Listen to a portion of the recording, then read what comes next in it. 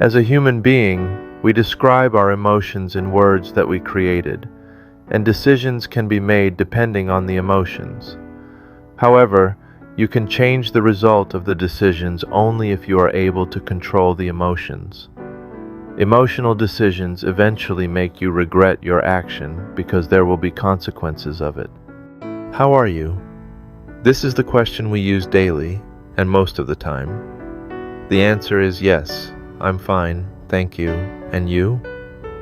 If you are honest with yourself, and if the person who asked this question is someone who is close to you, you will honestly open up with your emotions of the day. Emotion is like a shadow of us in our mind. It will follow us as long as we exist. Emotions can be caused by chemical reactions in our body. For example, you have met some people who get angry if they are hungry.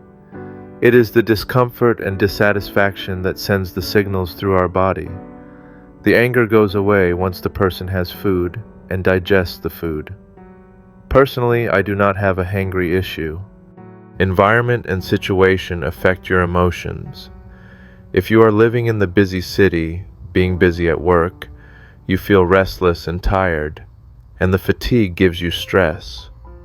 Handling stress depending on people's habits and hobbies. Some people drink alcohol to calm their feelings. Some people express their anger at others. And some people just sleep so they can just forget about the situation they are in. Stress is environmental and situational, and how we react to stress is the emotions. This is my theory. Emotions begin from our instinctive judgment, and the most instinct and basic level of the awareness towards emotions begins from judging comfort, discomfort, satisfaction, and dissatisfaction. Comfort and discomfort depends on your personal condition, and satisfaction and dissatisfaction is an environmental condition, and emotions and feelings from both your personal and environmental condition judge your complexity of emotions. People have learned to express their emotions and categorized our emotional status in words. I will draw a graph and show you how emotions are categorized. Please look at the graph below. If you are sick, then your personal condition falls into discomfort, and in discomfort, you can find fear and sadness, and from the fear and sadness, there will be more detailed emotions you can apply.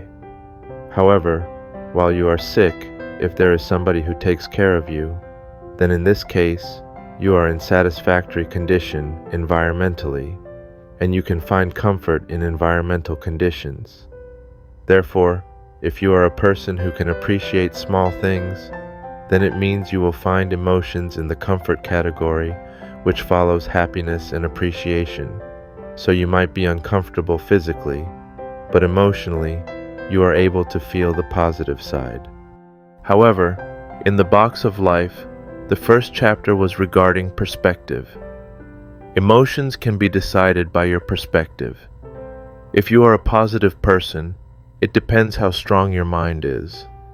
In the end, judging your emotional status is depending on you. Analyzing your emotions will help you to get to know why your emotional status is caused in the way you are in and how it caused it. Reverse engineering. Emotional status can be changed just by changing your behaviors and thoughts. Being emotionally strong means you have a strong awareness towards yourself, not just regarding your emotions, but you have a strong perspective towards yourself. Emotions only change if you admit your current emotional status and change your perspective. If you feel depressed, find out why you feel uncomfortable and why you are unsatisfied. If you are not satisfied with your environment, find a way to change your environment. If you change perspective, the same scenery that you have probably has different meaning, and it can be different. Believe in the power of words, and believe in the power of smiles. Your smile can make others smile as well.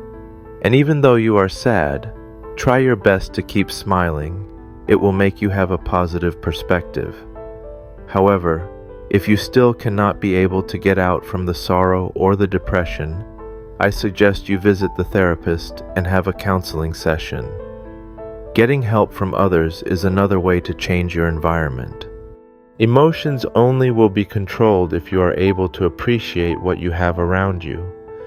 If you lose the appreciation of what you have, your emotions will reflect negatively. Without experiencing sorrow, you won't understand the value of what you have. Therefore, sorrow is inevitable in life. Instead of simply running away from the sorrow, find out the reasons why you are in sorrow. If you find out the reason, then do not regret. Just keep the reason as a reason. If you see the reason with emotions, it will turn into regret. In the box of life, we will have emotional moments, but if we know the reason behind the emotions, then we will be able to control how we react and how we make decisions. Emotional decisions cannot bring the good result. Once the emotion fades, you will eventually regret what you have done. Do not pile the box of life with regrets. Keep your box of life with happy memories. Move on from the sorrow. It is inevitable to face sorrow because without sorrow, you won't understand the meaning of happiness.